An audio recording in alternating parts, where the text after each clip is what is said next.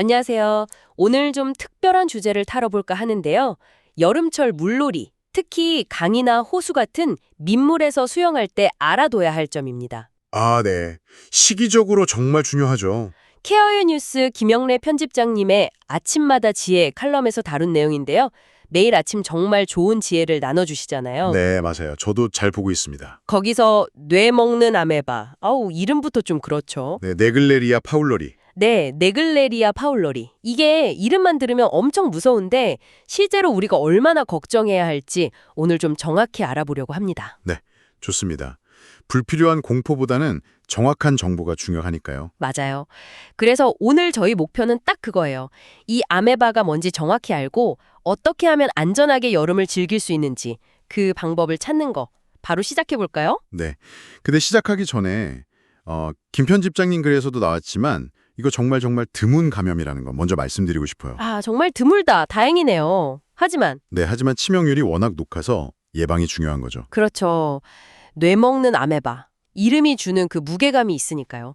정확히 어떤 건가요, 이게? 네글레리아 파울러리는 이제 따뜻한 민물, 그러니까 호수나 강, 온천 같은 곳에 사는 아메바예요. 단세포 생물이죠. 그냥 보통 물에 사는 아메바군요. 네, 평소에는 큰 문제를 일으키진 않는데 이게 만약에 코로, 좀 더 정확히는 코 깊숙한 곳, 후각신경 쪽으로 들어가면 문제가 됩니다. 아, 코로요? 네, 코로 들어가면 얘가 뇌로 이동해서 원발성 아메바성 수막뇌염, PAM이라고 부르는 아주 치명적인 감염을 일으킬 수 있어요. 와, 뇌 감염이라니. 그리고 특징이 이게 진행 속도가 엄청나게 빠릅니다.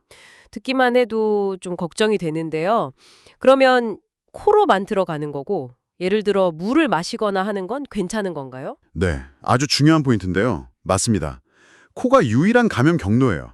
물을 마시는 걸로는 감염되지 않습니다. 아, 다행이다. 그럼 실제 위험성은 어느 정도일까요? 드물다고 하셨지만 그 치명적이라는 단어가 계속 좀 걸려서요. 그렇죠, 아무래도. 그게 좀 걱정되시죠? 미국 CDC 통계를 보면요. 1년에 발생하는 경우가 10건이 채 안 돼요. 정말 극히 드뭅니다. 1년에 10건 미만? 네.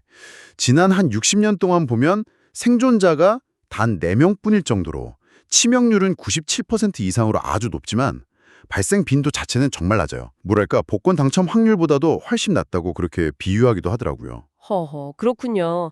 확률은 낮아도 결과가 너무 안 좋으니까 역시 예방이 중요하겠네요.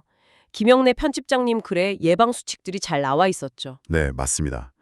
핵심은 딱 하나예요. 코로 물이 들어가지 않게 하는 것. 코 보호. 그렇죠.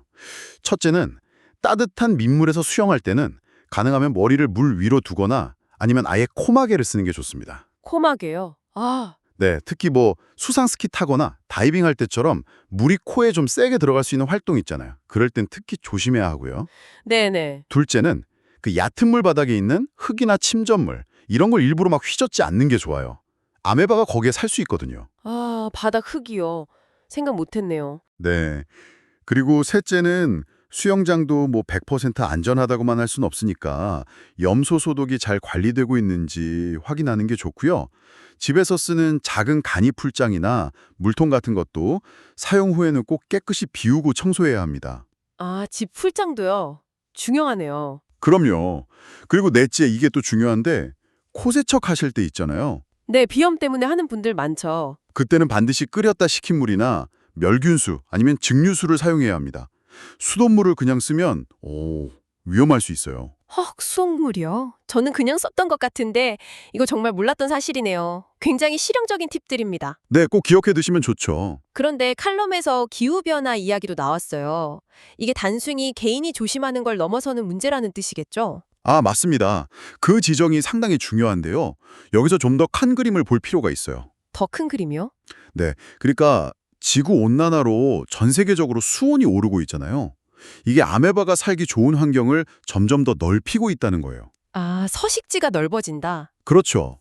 예전에는 주로 미국 남부 쪽에서 발견되던 사례들이 이제는 점점 북쪽, 중서부나 북부에서도 보고되기 시작했어요. 미국에서도 북상하고 있다고요? 네, 이게 뭐를 의미하냐면 우리나라도 이제 더 이상 안전지대가 아닐 수 있다는 거죠.